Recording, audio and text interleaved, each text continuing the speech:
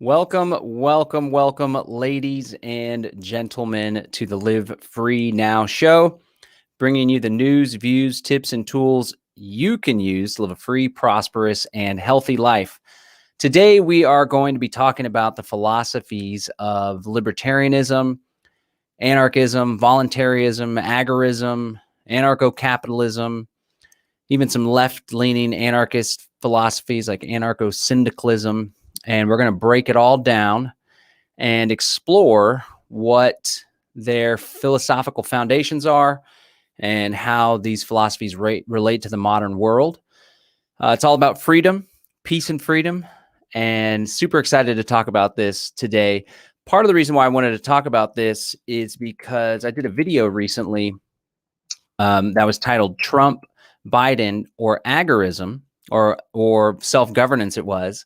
And there were some people that were having they had some questions and said they thought maybe we at least need some minimal form of government. There's been some pushback on some of the videos that we do, rightfully so. And so we're going to explore some of that as well. We are live streaming on the Conscious Resistance Network. We're live streaming on some of my Facebook and YouTube channels as well. And then this will soon be a podcast over at livefreenow.show. I want to invite you to check out livefreenow.show and subscribe. You can subscribe on iTunes, Spotify, Google Podcasts, Stitcher. We do the show live so we can interact with the audience, so we can have access to this wonderful network. And then we upload it to the podcast for those of you out there that prefer the audio format. Also, shout out to our sponsors, freeounceofkratom.com. This is what the website looks like when you go to freeounceofkratom.com. So controversial, I can't even put the actual link on my personal Facebook and YouTube because YouTube bans me whenever I share this link, freeounceofkratom.com. You can go here, just pay $5 shipping and handling, and get yourself a free ounce. If you're listening to us on the Conscious Resistance, go to bros.freeounceofkratom.com, bros.freeounceofkratom.com. You can get a free ounce right there. Super helpful, helps people with all sorts of stuff. So that's what that looks like right there. Just want to shout out our sponsors, Kratom, Brave Botanicals. Okay, let's get right down to it.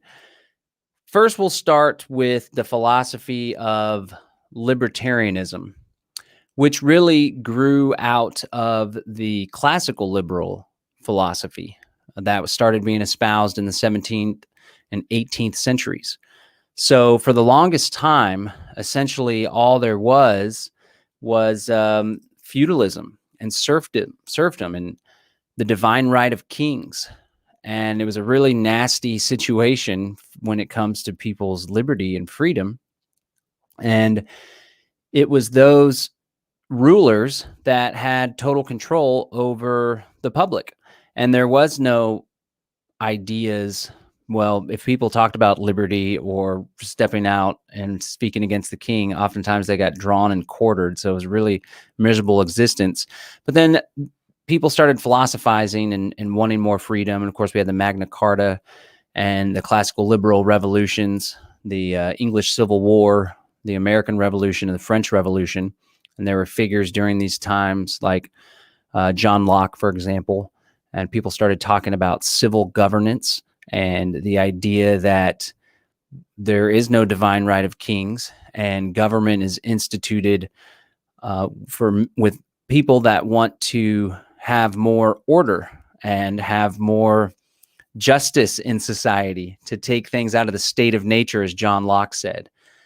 And that maybe had some noble thoughts at one point, some noble beginnings, but as we'll talk about, the state really is the biggest enemy of the people. And Lord Acton said around this time, power corrupts and absolute power corrupts absolutely.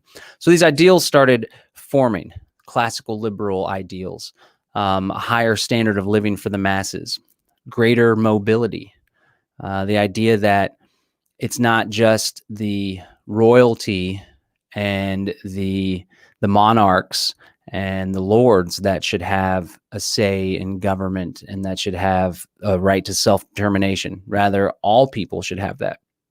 There was also talk about equality under the law, which never existed before. And these ideas started to have popular support. and they led to some pretty major uprisings. And a lot of these ideals really informed some of the founding fathers, like Thomas Jefferson especially. But the problem with the classical liberalism is that it still relies on a state or some sort of civil government in order to organize society. And as we shall see when we explore the philosophy of libertarianism and anarchism, in order for human beings to flourish and really have the full exercise of their rights, there can't be a state, because the state, in order for it to exist, it necessarily must violate those rights. So let's break down the philosophy of libertarianism. So libertarianism essentially is rooted in the idea of self-ownership, the idea that I own my body and I have control over my body, right? Ownership meaning who controls something. That's a lot of times when we talk about property, it's all about who has control over that asset, that business, that money, or yourself, right? And so you have a couple different choices. Either you can own yourself and control yourself, or another person owns you and controls you, like slavery, or a group of people owns you and controls you, right? And so the philosophy of libertarianism holds that we as individuals own ourselves. And as a result, we have the right not to be violently aggressed upon, especially in an institutional manner. And this is where we get the philosophy of non-aggression, the non-aggression principle, which really is an underpinning tenet of the philosophy of libertarianism. The idea that it is unethical, it's immoral to initiate aggression against another person, another human being. And from there, if you apply that consistently, it leads you all the way to anarchism and voluntarism. Now, there are two different camps within the libertarian world. There's the anarchists and voluntarists, or anarcho-capitalists or agorists, right? Those that reject the state. And then there's the minarchist libertarians. So just because someone identifies as a libertarian doesn't necessarily mean that they're an anarchist. I would argue, however, that the consistent application of the libertarian philosophy necessarily should and would lead towards anarchism, specifically the consistent application of the non-aggression principle.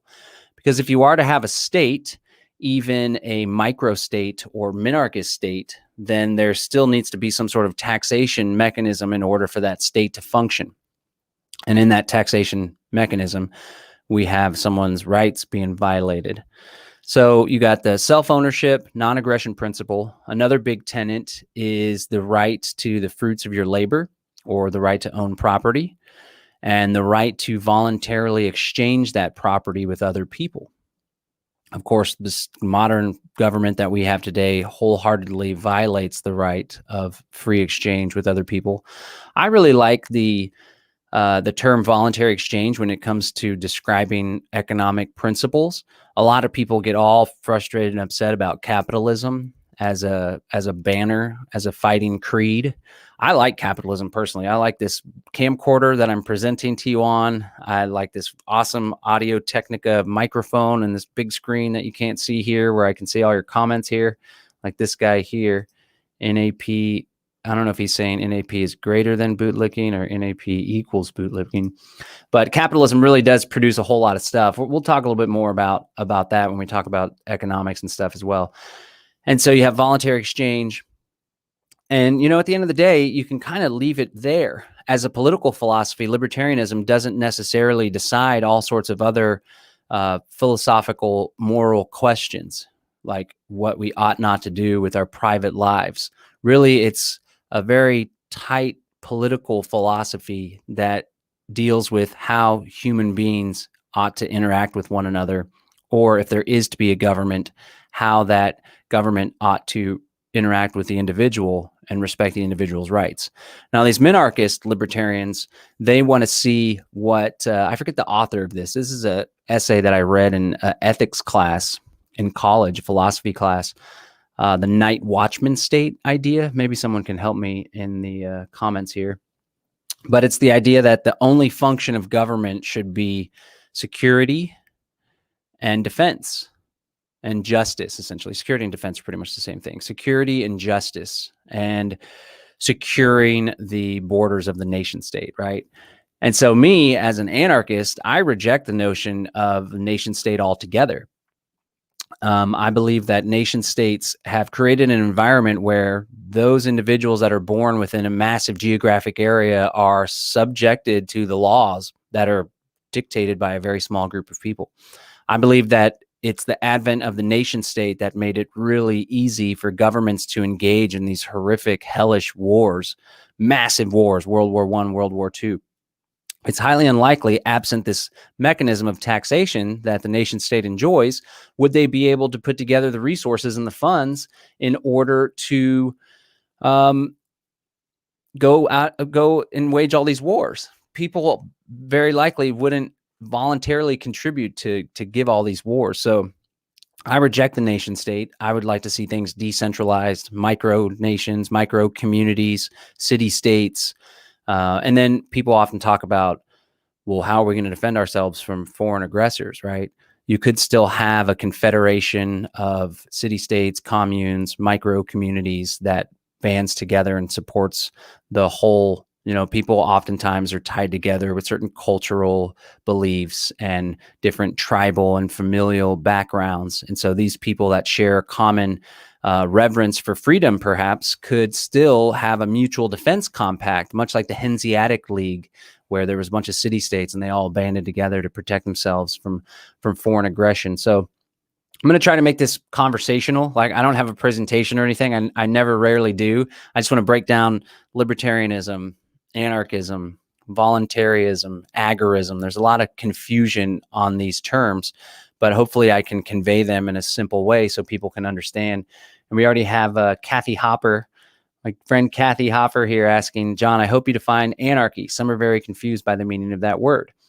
So yeah, anarchy has a lot of baggage. When people bring up anarchism, they often think of chaos, right? The word itself has been associated with just a state of chaos. Like if it's in your family household and kids are running around half naked and there's like throwing clothes everywhere and you're like, this is anarchy, right? And then it's also identified by like black bloc type anarchists that I would even call them destructors, not even anarchists, that, they protest the Starbucks and the World Trade Organization, and they're dressed in all black and they're smashing bricks through the local Starbucks, right? In the minds of many people in the West, that has been the personification of anarchism. But really, when we break down the word, like the etymology of the word, the an root means without, and then the archos is without rulers. And that's essentially all that it means. It doesn't mean without rules. It doesn't mean chaos. And in fact, I would argue that whenever you have a state of anarchy, an environment without rulers or external coercion or external governments or politicians or whatever, they're forcing their will upon people, you actually have a beautiful spontaneous order. And there's been studies that show, as an example, I forget what country it was, might have been China of all places, which is ironic, where they don't have street lights and they don't have traffic signs and stuff. And they found that there was even less occurrence of accidents because spontaneous order kicked in. And when you depend and you rely on the traffic light or whatever, you kind of let your guard down and you have a false sense of security. But whenever you're more conscious and responsible for your actions and how your actions affect others, you tend to be a little more cautious and moving forward. So there's a whole beautiful thing of spontaneous order. And oftentimes a great rebuttal to people that are like, anarchy could never happen. That's not possible in the least bit. I like to point out to people that probably 98% of your life is lived in a state of anarchy where you don't have to ask permission per se, or where you aren't guided, right? Maybe not if you're wearing your mask all day and in your mask mandate area, then every time you wear the mask, essentially that's not anarchism. But whenever you wake up and you choose what clothes to wear, you choose what meal to make, you get in your car and you drive down the road and you're avoiding the cat that's running across the street, you make decisions on how you want to spend your money. That is all basically in a state of anarchism. So that's the definition of anarchism. And again, there's two distinctions within the libertarian philosophy. You have minarchists that believe we should have a minimal state, a night watchman state that deals primarily with defense of the state, justice, ensuring contracts, holding people accountable, and security. And so that's the night watchman minimalist state. But in order for that to exist, you have to have taxation to subsidize it and to fund the operations, or even to fund an external military or military force in order to protect that geographic area. And then the libertarian anarchists, which as of late have been taking up the banner of voluntarist, another ism, voluntarism. I really like the term voluntarism because it doesn't have all the baggage that goes along with anarchist. However, I do like to identify as an anarchist precisely because I like the fact that it's provocative. Just like the Freedom Cell Network, I specifically chose to call it Freedom Cell as a play on terror cell. Well, there's no terrorism going on and no initiation of violence, but I like the provocative tactic of language, selecting language that's provocative, that gets people to like kind of snap out of it. Tony Robbins uses that methodology in his self-help stuff with cuss words. He'll like cuss and just be really hard on someone. And it's like an interruption, a pattern interruption mechanism to get people to be like, whoa, huh? But voluntarism has a nicer veneer to it. And essentially voluntarism is just the idea that all human relationships should be voluntary. And if we had an anarchist society or a truly consistent libertarian society, that would be what it would look like. All the human relationships would be voluntary. I like to use the term, what we're striving for are mutually beneficial voluntary associations, right? Assuming that we have rational actors that don't have issues with their head or they're not acting irrationally, all human action that someone chooses to voluntarily engage in is necessarily for mutual benefit to improve their condition from where it was before. All economic exchanges go that way as well. That's why in a genuinely free market, which Murray Rothbard defined free market as the sum total of all voluntary human interaction taking place. In a genuinely free market, people would only engage in an economic exchange were it to benefit them or improve their condition. And this is kind of one of the tenets of praxeology, or the study of human action, that Ludwig von Mises came out with. Now, he was a classical libertarian economist, one of the first big Austrian economists to really put Austrian economics out there. And he didn't go so far as to consistently apply some of those classical liberal tenets like future libertarians did, specifically Murray Rothbard especially. Murray Rothbard's like considered the father of libertarianism and really put out a whole tome of work to identify the philosophy of libertarianism. So whenever people talk about like what's libertarianism, that's kind of like the standard, right? Although it's not holier than thou. He doesn't have all the answers, and we can take from different philosophies, pull what we like, leave what we don't like, and plow forward. Like again, for a while, I chose to avoid capitalism.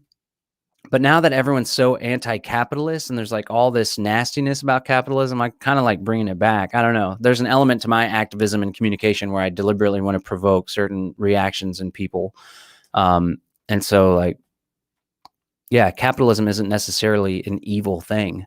It's essentially the meaning of capitalism is private ownership of the means of production, and more specifically, entrepreneurs engaging in free enterprise, utilizing capital, which is money or resources or even labor, in order to fulfill the wants and needs of customers, to make a profit.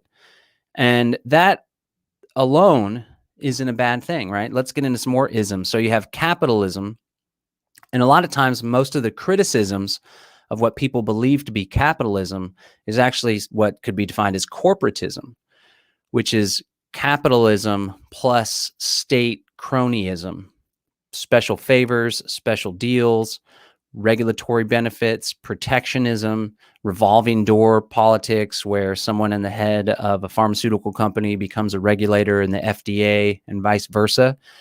And so oftentimes that's what people point to.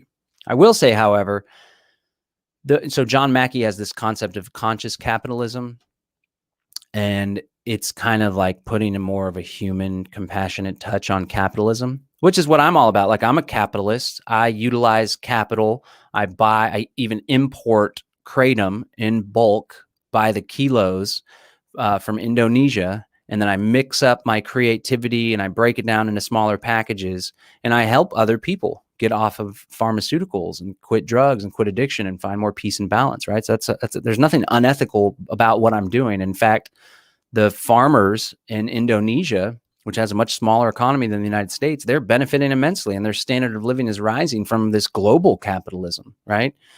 So there's nothing wrong with that in itself. However, there are a lot of capitalists that don't care too much for other human beings or for the environment, for that matter. And they're so profit driven that the desire to make a bunch of money and have power and accumulate wealth overshadows a natural human check and balance to be good stewards of the earth or to be good to our fellow human beings. And so in some instances, exploitation can take place, right? A lot of the socialists, socialism being the government, the state owns the means of production and utilizes state mechanisms in order to provide services, social services, socialist social services for the people, and also tries to redistribute wealth so there's more of an equal footing and equity.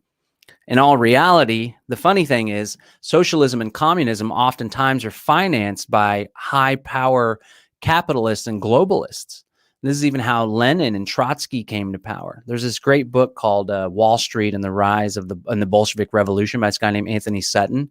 He also wrote Wall Street and the Rise of Hitler. And so finance capital, international banking interests actually financed communism in order to leverage it for global power. So oftentimes these movements, these terms can get can be exploited themselves. But yeah, so that's something to be cautious of. Like, that's why for a while I would just go back to voluntary exchange. But then I became, I recognized that,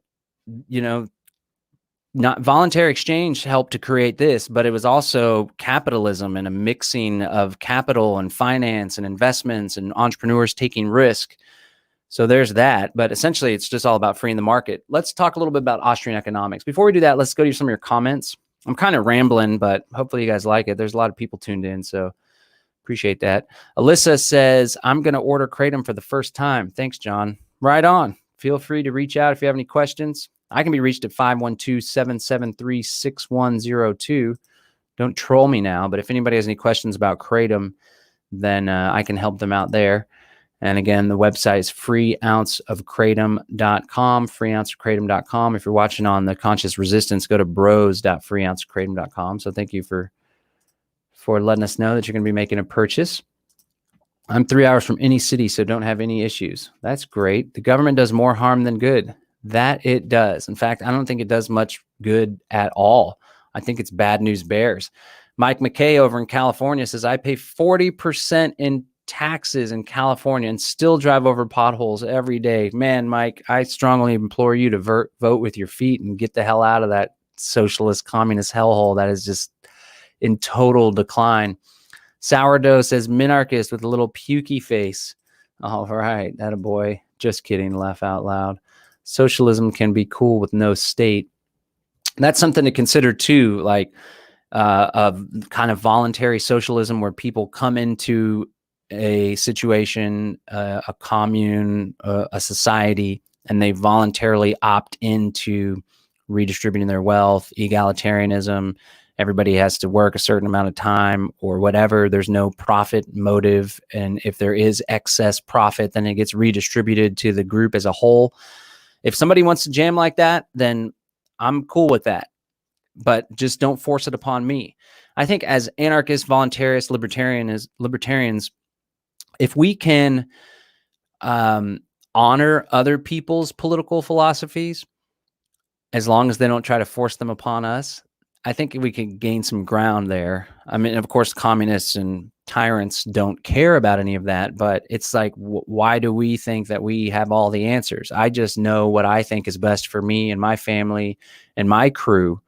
I don't purport to know all the answers and know them and be so confident in them that I want to force them upon you. I think that's arrogant. So, yeah, socialism could potentially work. I wouldn't be into it, but if people wanted to do it, geez, after looking into libertarianism, I really bought into abolishing the ATF and repealing the war on drugs. I still like libertarianism ideals, but JoJo wants Alan Dershowitz in the Supreme Court of the United States. Is Alan Dershowitz the attorney that defended old Jeffrey Epstein? Because if that's a trip, if that's the case. But we should definitely abolish the ATF and the war on drugs. It's caused so much freaking harm. Hey, there's Rika, the hopeful voluntarist. Hey, thanks for joining us. You're always on there. Capitalism is demonized. Sure, it's bad when capitalism can buy a government, but it's not the root of the problem. The root of the problem is most definitely government. Balloon says, freedom sells ideas becoming more ideal than libertarianism. Yeah, it's actual like living liberty and all that stuff. So that's great. How about a system that everyone's needs are met without a monetary system? Okay, so there's a lot of people on this on the Conscious Resistance Network, I presume you're watching there, that are like, don't like money. And they want to have a system without a monetary system. Well, so let's talk about money and economics. We can talk about Austrian economics a little bit too. Austrian economics has a reverence for sound money, which is like asset-based money, preferably gold-backed money, because gold is finite, right? And then there's some criteria about what actually makes money. So essentially what money is a medium of exchange, and it can take a variety of different forms. It could be conch shells. It could be cigarettes in prison. It could be cryptocurrency. It could be fiat currency is another type of money. But the sound money, Austrian economists prefer money to be tethered, pegged to a finite resource that takes a considerable amount of energy in order to bring to fruition, in order to bring to market. This is so you can avoid inflation. If it's pegged to gold, for example, you can't have more paper dollars in circulation. Again, the paper dollars and the silver certificates are supposed to be redeemable for the hard money. That's essentially how banking started. It was like people were trading with gold and silver, but that was cumbersome and they didn't want to lose their stuff. So the banks would hold on to the gold and silver and issue these paper certificates. And then people would trade with the paper certificates with the understanding that they would be redeemable for their gold and silver should they want to cash out and get their physical bullion back. But what the banks slowly started doing is what's called fractional reserve, whereby they would have a certain amount of physical assets or now money on hand, and then they would lend out 2 times as much, 3 times as much, 4 times as much. And the idea is this can work so long as everyone doesn't come in to get their gold or their hard money or whatever back at the same time. That would be a run on the bank. Well, this became institutionalized, and now we actually have fractional reserve banking at a rate of 10 to 1, meaning if I have the Bank of Bush, I have $1 million in reserve, I can loan out $10 million. This really contributes to inflation. Essentially what inflation is, people believe inflation to be simply rising prices. The rising prices is a reaction to the inflation of the money supply, the adding of money.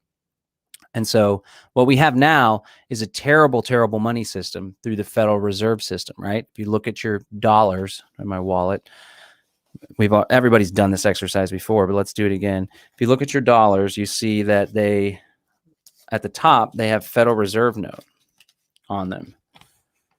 Federal Reserve note. It used to be the Department of Treasury is still identified on here, but so is the United States Federal Reserve System. Federal Reserve, Department of Treasury. These used to be silver certificates, and they were redeemable for the silver or gold. But back in 1933, FDR went and confiscated through executive order a bunch of people's gold and took control over it, took it away. This was a response to all the stuff that was going on with the Depression and all the war. Really, it was like some Illuminati shit going on. And then again, under the Nixon administration, we have what's called the Bretton Woods Agreement, which formally took the United States dollar off of the gold reserves, not being backed by gold anymore, which essentially opened the door to pure inflation and manipulation by the Federal Reserve Bank. So the point is, while this money is funny money and it's fiat, it's basically backed by the full faith and credit of the federal government. And it's like, if you don't use it, you can be in trouble. If you don't accept it for your business, you could be in trouble. And then there's a whole military that if Iraq, for example, or Libya wants to abandon the United States dollar as their reserve currency for trading oil, then they'll go to war with you. It's really what it's all backed. But at the end of the day, having a medium of exchange greatly enhances the health of an economy. So if you want to have fancy widgets for all the anti-money people out there, if you want to have a phone or a laptop or the car that you drive in, it greatly would benefit you in order to have a monetary system.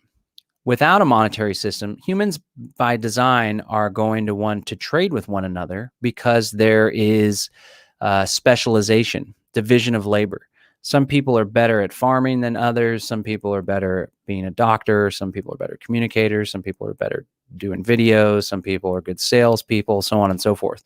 And so when humans cooperate to develop a pencil, for example, there's this great essay called I, Pencil. There's all sorts of different moving parts and pieces that come together through anarchy and through spontaneous order in order to produce a widget that gets traded or sold to someone. Everyone has all these different skill sets, right? And so it is very beneficial to have a medium of exchange. Ideally, in the future, it's not the Federal Reserve note because that helps to finance foreign wars of aggression and an oppression of Americans. But the medium of exchange helps when people exchange goods and services.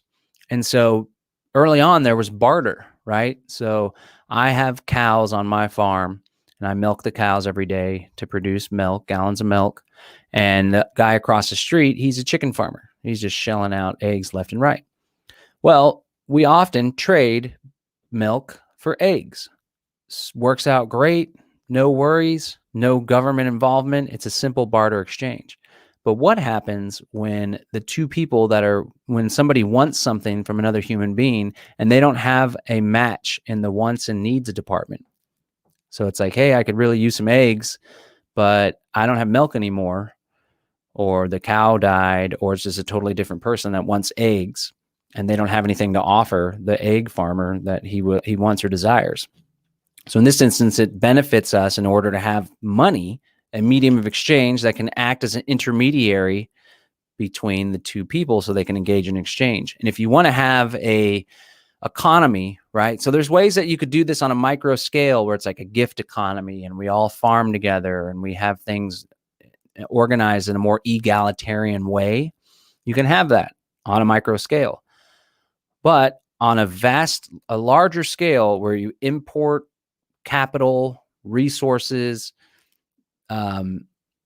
precious metals, all sorts of different parts, moving pieces from other areas, even from other countries, you better have money in order to facilitate all of that trade and that transaction. So at the end of the day, money isn't necessarily an evil thing. I think money has great value. In a moneyless society, like I want to excel. I don't want to do an egalitarian society where we all just kind of farm and we're all just living together and we're all on equal footing per se. I want to have equal rights.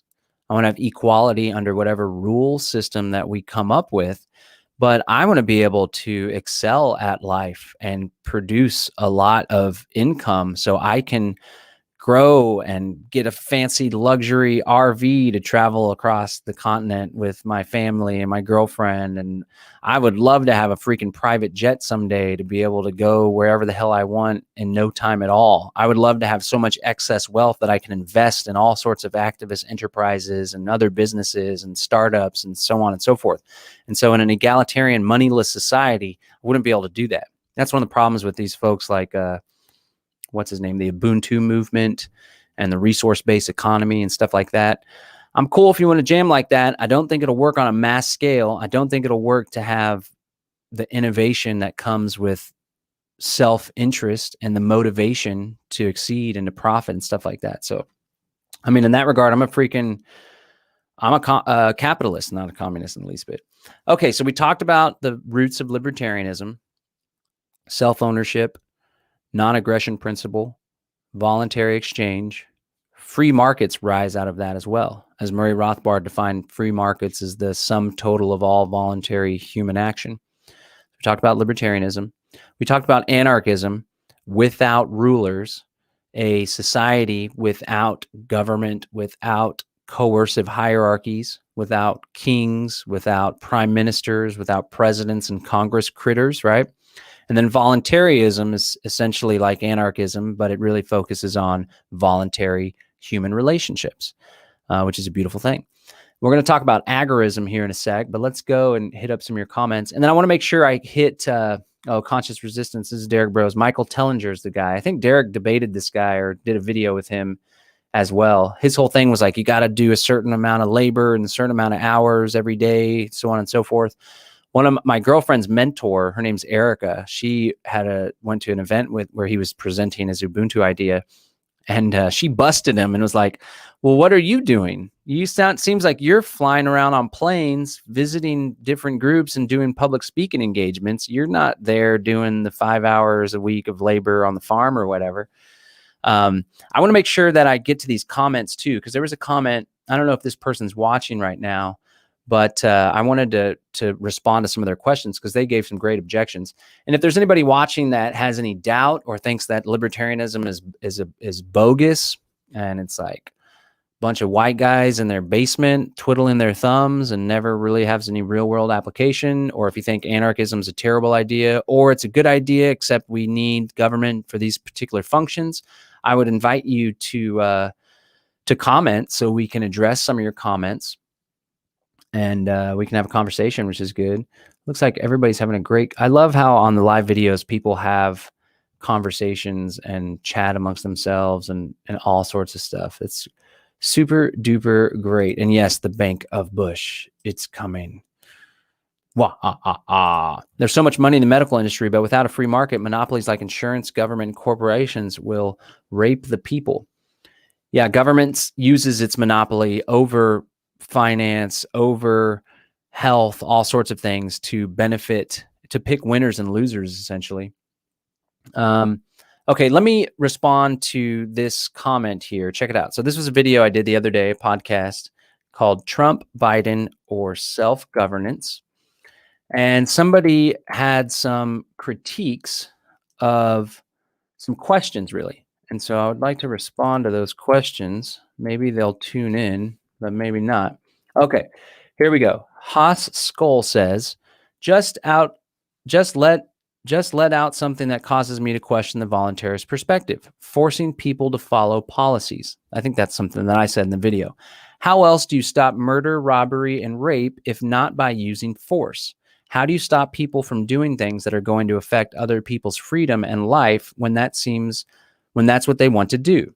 There's a big gaping hole in the philosophy that cannot be filled, it seems, except by this thing called government, which is supposed to be a neutral force for good that has simply been corrupted. So maybe just throwing the baby out with the bathwater isn't the solution, but reforming government back down to a very small, insignificant size, except for basics as stated above, which is what the libertarians were supposed to be about. Okay, so that's a great objection. Let's break that down. So essentially, the way that I always start in responding to these types of critiques or questions is there is a government and murder is illegal. Last time I checked. In fact, it's often punishable by capital punishment, life in prison, or being put to death. However, people still murder, right? So unfortunately, we live in a trauma-based society, and there's a lot of pain and trauma and harm that's been inflicted upon people. And oftentimes two people that have had all sorts of trauma get together and they just magnify one another's trauma. And this is bad news bears. And what many times happens with murder is it's a crime of passion. Rarely is it someone like predetermined, they're going to go do A, B, and C, although maybe with even more trauma and bullying and stuff, that's happening more, like these kids that plan to go shoot up the schools and stuff, do away with public schools, maybe that would happen less. But the basic response is we do have a government with extremely harsh penalties on murder, and murder still happens, right? So government obviously isn't the answer to solve the murder problem. Another response is, as libertarians and anarchist idealists, we aren't espousing some utopian vision where everyone's going to frolic in the meadow with butterflies and doves being released. That's not what we're talking about at all. We'll never have a world without risk. In fact, I wouldn't even want to have a world without risk, because that would be boring. There'd be no adventure. There'd be no uncertainty, right? Humans need certainty in life. We also need uncertainty and variation and change. So in all honesty, I don't know exactly what a stateless society would look like, nor do I know the best way for it to function. I have some ideas. I have some philosophical imperatives. I have some concepts based on my human experience and my research, but I don't know all of the answer. But again, anarchy is without rulers. It's not without rules. In an anarcho-capitalist society, for example, there would still be private security forces that could protect and defend people from private criminals, right? So instead of being taxed in a monopolistic way where you pay your city property tax or whatever, and then you have no choice in the provision of defense, it's just you live in the city of Austin, then you're going to be defended by Austin Police Department. You live in the city of Houston, it's going to be HPD. You live out in the county, it's going to be the county sheriff's department. Every state has the highway patrol or Department of Public Safety. There's no choice. There's no freedom. In a stateless society, in an anarcho-capitalist society, people would be able to choose between different private defense agencies. So there would still be security. It would just come from a private force. And the benefit to that is there's competition. And whenever you have a municipal police department, no, this ain't the case nowadays, it seems, with the defund the police, but for the longest time, and in most areas, you have a municipal police department, and no matter what level of service they're delivering to their constituents, they're still going to maintain a budget or grow a budget. Even if they're killing black and brown people like every week, the minorities in marginalized communities are still going to be forced to pay for the police department through their property tax or indirectly paying rent, and the landlord pays the property tax. That's a problematic, that's not good. And so whenever you have a more free society and you have choice, with freedom comes choice, also comes responsibility. You can choose between which defense agency or security agency you want to work with. And in a more capitalist way, the agency is then beholden to the consumer, because if they choose not to do business with them, then they're going to lose out on revenue, right? And hopefully they have good customer service. Yes, I know this could turn into some, the big corporations and companies that control everything, whatever. But ideally, there's different institutions that are competing for your service, and there's a mechanism of correction. If they start to slip up, if they act in a way that isn't in line with the contract that you voluntarily signed, then you can choose not to do business with them. Another way that you could protect from murder in a genuinely free society, there would be no regulations about firearms, and more people would use firearms and know how to use them safely and proficiently to defend themselves, their family, and their community. Right? So maybe there's some areas that don't want to do the private security force, or maybe this is a situation where there isn't private security forces to choose from, and people form their own community watch group, their own militia type group. We already saw this experience with the Black Panther Party, for example. People were getting brutalized. African Americans were getting routinely brutalized by the police. So they squatted the fuck up, and they started doing armed patrols in the community, and they essentially were doing cop watching while having a loaded shotgun. And that was sure provocative, but it sure, protected the guy that was getting pulled over. So that's another option, another alternative. Another thing I would probably argue, without this state that there's so much division and nastiness and infighting, and a lot of that has to do with when you have a state, everyone is forced to participate, whether they agree with the policies or not. When you have taxation, it makes it harder to earn a living. So you're stressed about money and about fulfilling your needs and providing for your family. And then you have the Federal Reserve Bank, which creates inflation and makes it so you have less purchasing power. So it's even harder for you to buy the loaf of bread, than it was 10 years ago. This adds a lot of stress. And I would argue, absent the state and all this division and all this one size fits all bullshit and all the funny money and taking people's money, maybe people would be a little more peaceful and chill. I don't know. There's a lot of trauma. A lot of trauma comes from the state too, intergenerationally, like dads getting locked up for smoking grass or whatever. And then the kids grow up without a father. That leads to trauma, and they don't have a father figure. And that mixes and messes all sorts of stuff up. That wouldn't exist without a state, There was somebody else that had something on here. This guy, let's see what this guy says. And then I'm going to go to some of your comments as well. And we're going to talk about what agorism is, because agorism is really good. I agree. We need a complete overhaul in this country, starting with getting rid of this huge government. However, I think that we do need some sort of leadership, maybe a small group per town or city, like you were saying, a group of their peers. But how would we deal with the larger issues like other countries? Who would represent us as a country? I feel they would just take advantage and think they can walk in and take over our entire country. We do need something different, but I'm not sure what. That is a great thing to bring up. So if the United States of America were to become some decentralized stateless society, then would that make the U.S. more vulnerable to external invasion?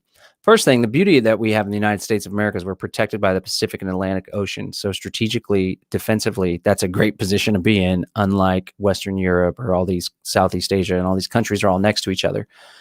But if we were to break down into smaller city states or communal stuff or whatever, the Republic of Texas, for example, you could still have a mutual defense compact, right? And you could still contribute some resources in order to maintain some military equipment and military might. Additionally, the way that things were supposed to be in the U.S., and one of the reasons why the United States was able to overthrow the British Empire is because there was militia and there was an army like of the Continental Congress, but there was also a bunch of people that just squatted up and were like, we don't like how things are going. We want to have representation, all this stuff. And so they squatted up, right? So, and then I think there was some Chinese general or Japanese general or something that said if we ever invaded the homeland of the United States, there would be a gun behind every blade of grass, something like that. So an armed population is definitely a big deterrent to the external aggression. But that is a very real concern. And in fact, the state of Texas overthrew the Mexican government and declared its independence, right, with the Battle of the Alamo and San Jacinto and all that good stuff. And then shortly thereafter, and then they had the Republic of Texas, its own little nation state for quite some time.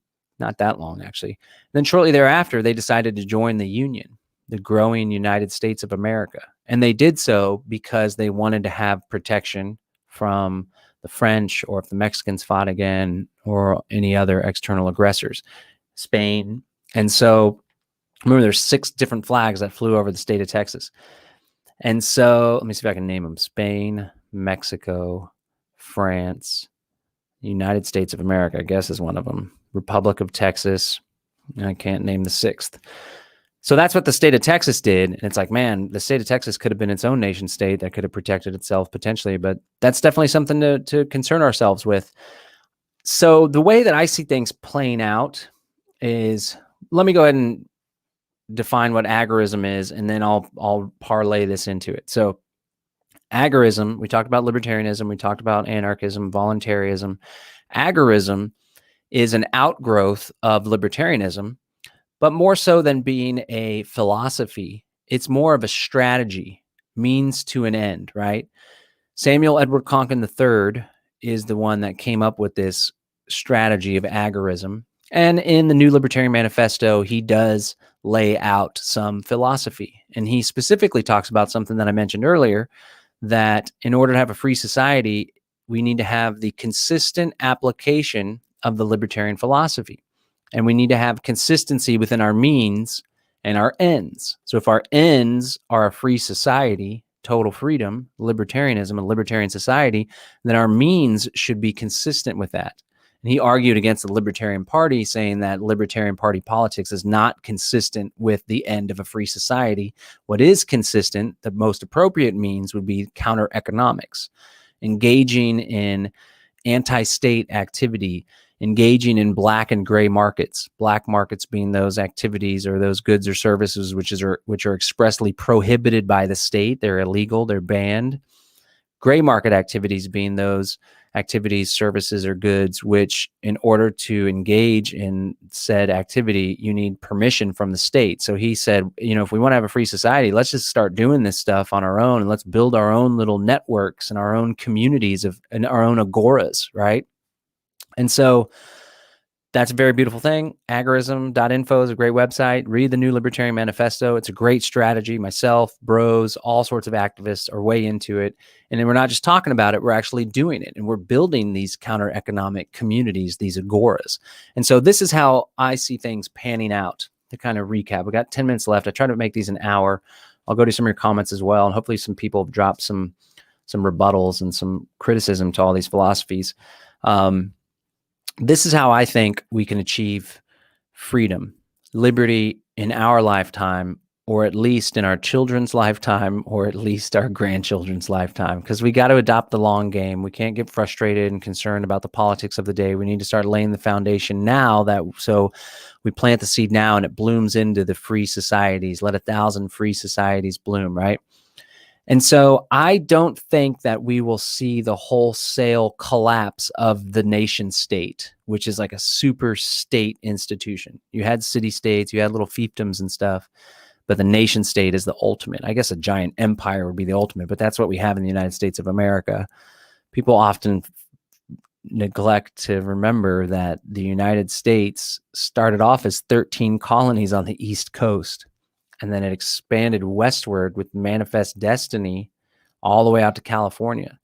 That was other territories controlled by Native Americans.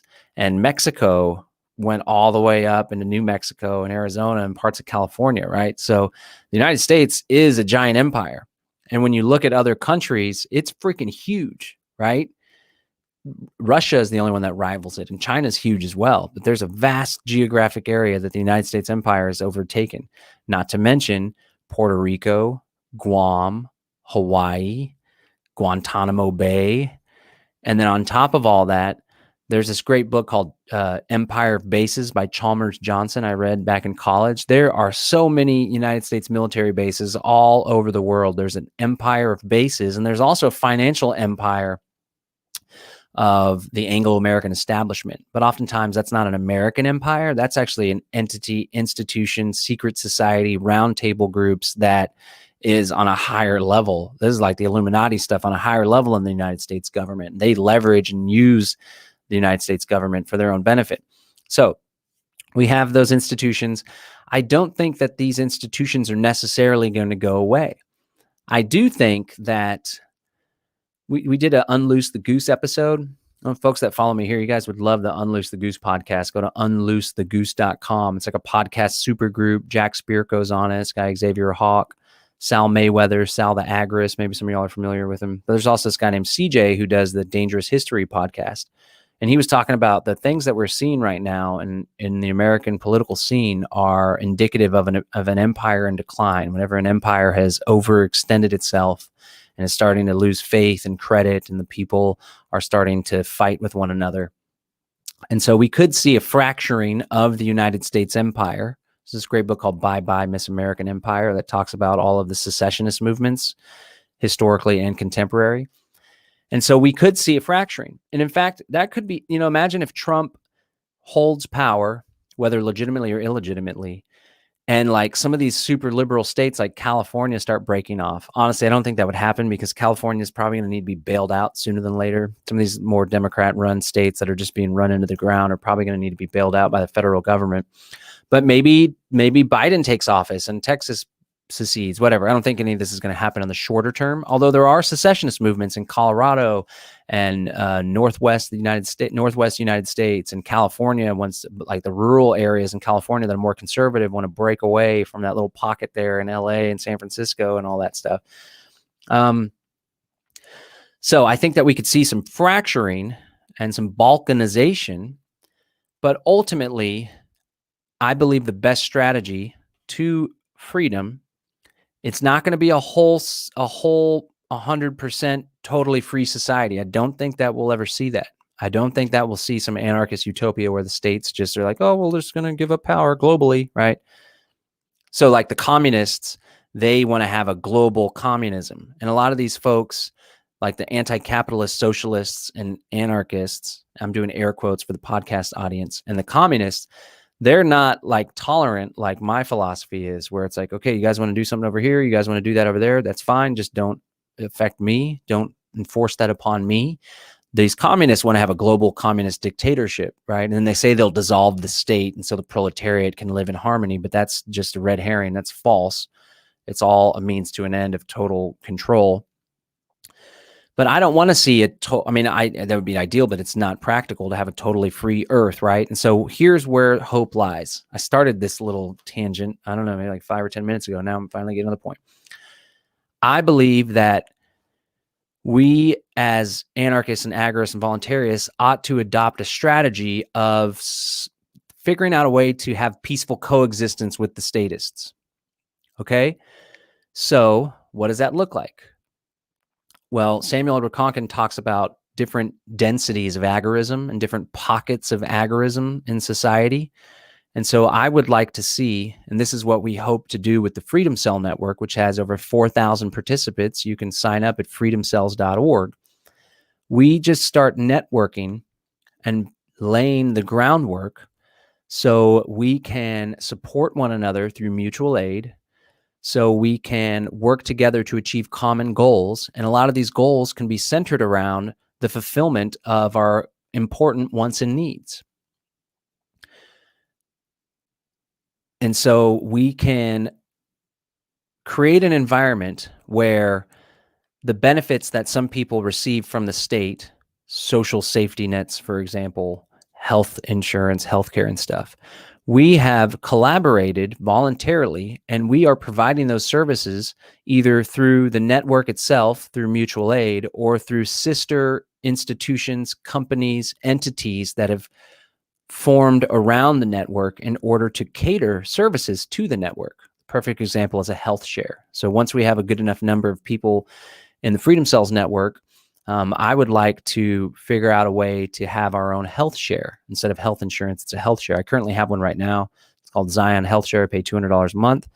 If there's to be an emergency or an accident, it's covered over $1,000. I pay up to $1,000. If it's like a $20,000, God forbid, car accident or whatever, I pay $1,000. The health share pays $19,000. We could have that for our own network. We could even work with an existing health share if it somehow has our values, or we could create an agorist health share, or we could do some sort of smart contract cryptocurrency thing, or we could just have people create a company and it's a little bit more legit, air quotes again. I don't know what that looks like, but the point is we can start providing those needs through the network in a mutually beneficial, voluntary way. And then once the network is large enough, we can leverage the strength in numbers phenomenon and opt out of the state while still peacefully coexisting with the statists, right? So this could take a variety of different forms.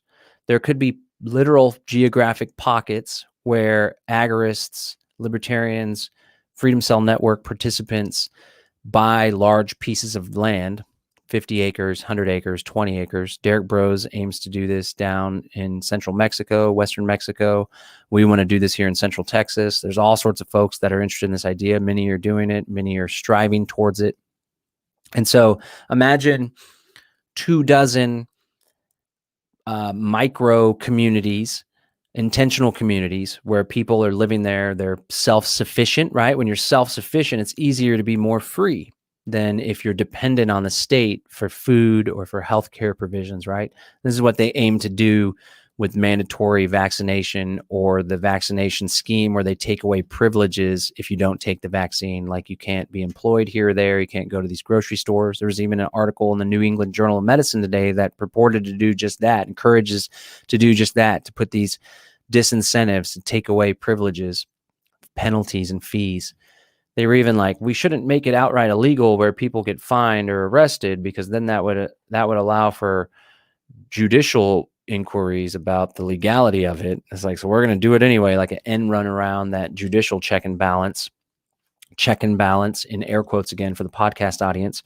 But imagine 24 intentional communities, each one having 64 people, 8 groups of 8, and those communities form a confederation of Freedom Cell communities, and they all get each other's back.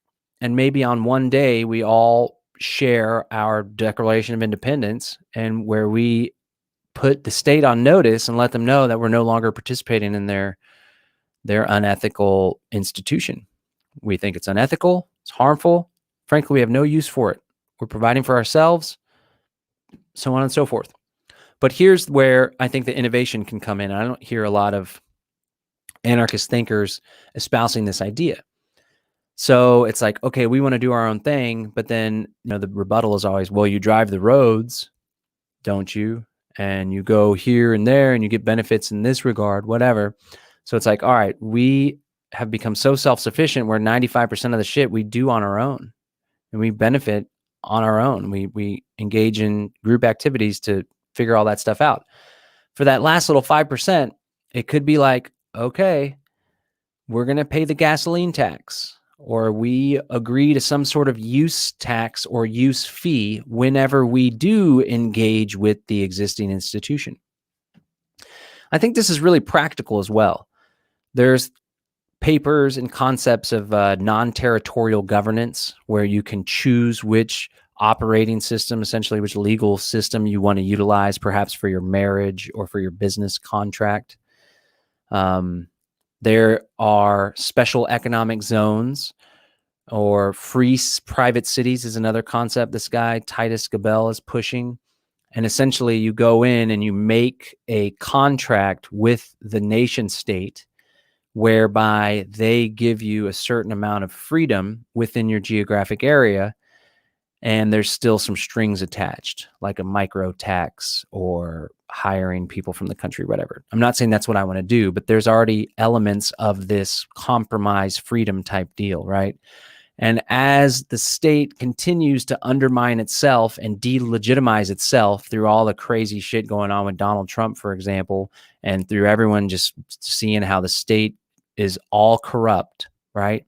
As we activists and educators pick off more people from the fringes of society and teach them, demonstrate them, show them that the state is illegitimate, then it's going to be easier to bring people into our network, into our fray, and eventually we'll have enough people where we can utilize the numbers in order to have leverage, right? So it's like, well, we have 10,000 people in this county that are no longer going to pay property tax, and we're willing to come to the table to figure out what that looks like, because we're all peaceful people. We're also armed, and we don't want any problems. So let's look at what this transition to autonomy for our community looks like. So I thought I'd ended up on there. This was a talk on philosophy and stuff, but I'm very interested in where the rubber meets the road, the nuts and bolts, the meat of it. How do we get from here to there has always been something that's interested me. I hope I explained the philosophy of libertarianism, of anarchism, agorism, voluntarism pretty well and thoroughly. But really what's most important isn't the philosophical consistency or the foundation or how it relates to classical liberalism or whatever. Let's debate what this policy should be like that, blah, blah, blah. That's all unimportant in my opinion. There's enough of us that understand our nature as free human beings and sovereign human beings that it's time to move from philosophy to practical strategies and tactics in order to realize the freedom that we all deserve. And that's what the Freedom Cell Network is all about. All right, let me hit on some of your comments here. Balloon says crypto will be the new currency. It'll just be plain ignorance to deny the future. I hate the idea of a cashless society, but can we really stop the madness? I think statist form of cryptocurrency is what the governments are going to start using and the central banks are going to start using. And there's going to be apps and there's going to be platforms and still cards and stuff. And people won't even recognize that it's being traded on cryptocurrency. I also do fear that with the creation of these digital assets, they're going to utilize blockchain technology, but it's not going to be a decentralized, peer-to-peer distributed, censorship-proof, censorless blockchain. It's going to be a blockchain where at birth, you're given a number. It's like tied to your social security number or something. And that account can be turned off should your social credit score drop. This is the technocracy that we're headed to unless we all step up and put a stop to it. You know what I'm saying? Someone is still in charge of society, and this has more rights than anyone else, which is corrupt. Yeah, equal rights means there shouldn't be two classes. There's all this talk about classism, the upper class, lower class, the bourgeoisie versus the proletariat.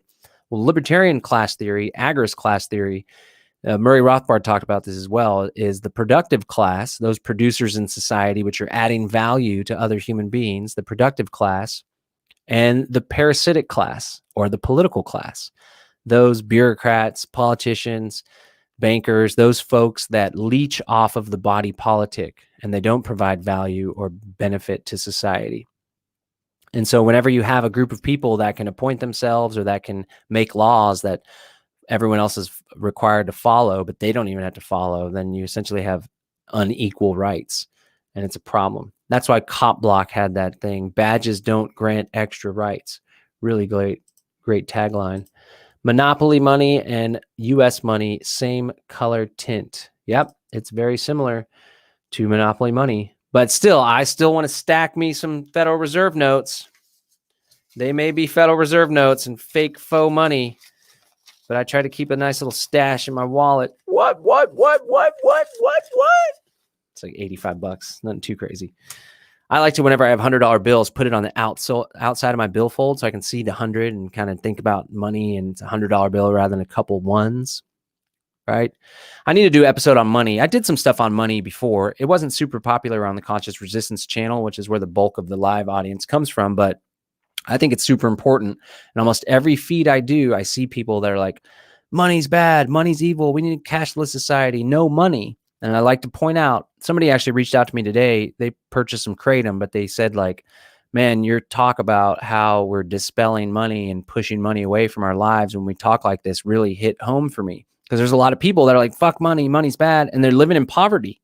It's like, no wonder you don't have money because you think money is evil. And so when you hold that thought and that expression, and you're like, money's bad, money's corrupt, money's evil, we don't need money, money's cashless, money ain't going to come to you. But instead, if you're like, I know that in order to fulfill my wants and needs and to provide for my family the best that I can in order to live my dream life, which actually has a lot to do with some physical, materialistic things. Like I want a fancy ass RV, one of those big boys, maybe the ones that even have 2 wheels on the back, like a big old RV with the slide outs on the sides, super luxury liner where I can just drive around in class, park it at the RV park, chill, go to the beach, go wherever, travel all around, go visit bros in Mexico.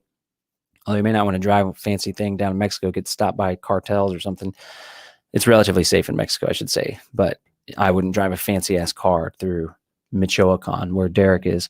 I want those things. I want to be filthy rich. I want to fly by private jet, skip the TSA, skip the line, fly and goof off and have fun in the private jet, play board games with the kids, and then show up to wherever, Disney World or whatever the fuck. So I want to attract money, and money's flowing to me, and that's a good thing. It's a beautiful thing. So I always encourage people to be conscious of that. It's okay if you want to have a life in poverty, if you want to be a pauper, if you believe so strongly that money is such the root of evil, right? Money's just a tool, like a gun. It can be used for good purposes, defending your family, stopping a killer from hurting someone, or it can be used for evil purposes, robbing, theft, institutionalized theft. Just like money can be used to feed an addiction, or it can be used to buy politicians. It can also be used to support people, to feed the homeless, to improve your life so you can live your highest dreams. So just talking about money there. Yeah.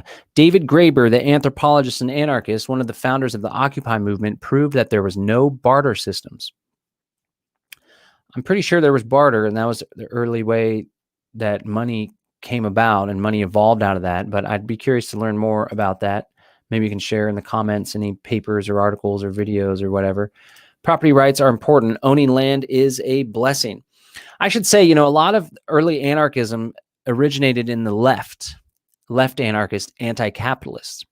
And a lot of the early stuff, like this guy, Peter Kropotkin, I don't know if I said that right. A lot of it was the idea that property is theft. There's even this guy, Benjamin Tucker, that was an early individualist anarchist in the United States experience. He held a lot of the same views as well. And the idea is that in order for people to own property, there needs to be a state to enforce those property rights. I don't think that this is true. I think that we can still maintain property without the enforcement mechanism being the state.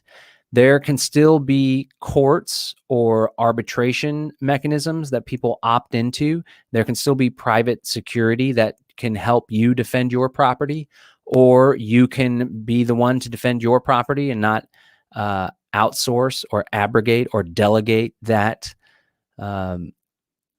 right of defense. So I just wanted to throw that out there. I'd like to do more research myself and present something that's more thorough on anarchism. There's this awesome documentary called The Monopoly of Violence.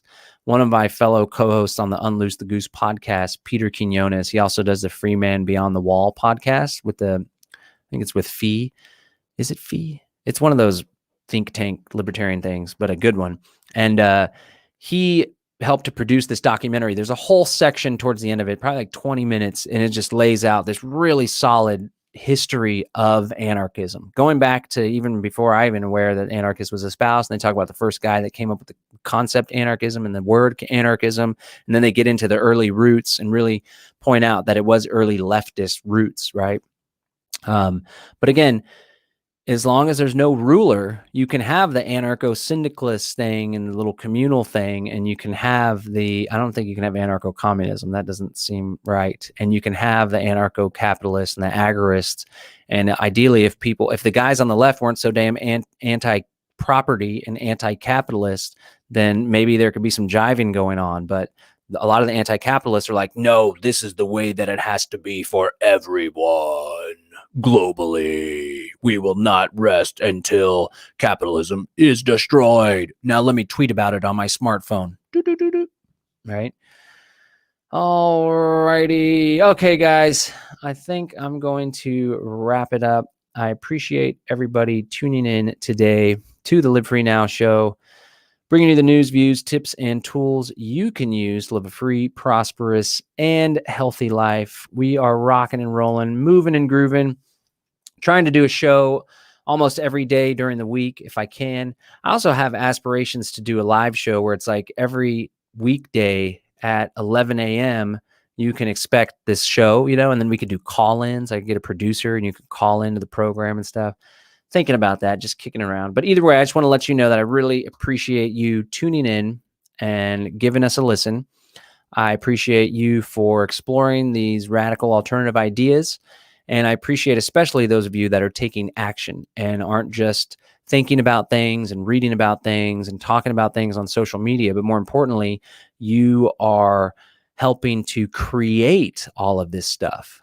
Because it's one thing to talk about it and explore the philosophical roots of liberty and anarchism and freedom. And it's a whole nother thing, very much more important thing, to get out there and to innovate, to create alternative institutions, to educate people about alternative institutions, and to join in the creation of the free society that we all deserve, right? So we can have an understanding of the philosophy, and then we can actually live the philosophy. And that's a very beautiful thing. And if you're wanting to do that with over 4,000 people, chances are there's somebody in your area. I strongly encourage you to go to Live Free Now. Sorry, you can go to Live Free Now to subscribe to the podcast. Go to freedomcells.org, freedomcells.org, freedomcells.org, and join the network. Decentralized, peer-to-peer, voluntary. A lot of people doing things, helping one another, planting gardens, going to the shooting range, squatting up, coming up with the bug out plan. We're doing it, and we want it to grow to 10,000 people. Probably 10,000 people maybe in the next few months, to 100,000 people, to 250,000 people, to where there's 1,000 people in your city. You guys meet up, you work together, you squat up, you grow food, you do bulk purchases of ammo, of food storage, all sorts of stuff. And then when the time's right, we all opt out en masse. A lot of people are already opted out. Like old Derek Bros, he's fucking outside the system like a mofo, right? But some people have property, some people have this, they work for this company, so on and so forth. They have 401k. Everyone's on different levels of freedom and willing to take on different levels of risk. But whenever we have the strength in numbers, I don't know what that number is, but I think we could all opt out together and live as free as possible. All right, John Bush, peace and freedom.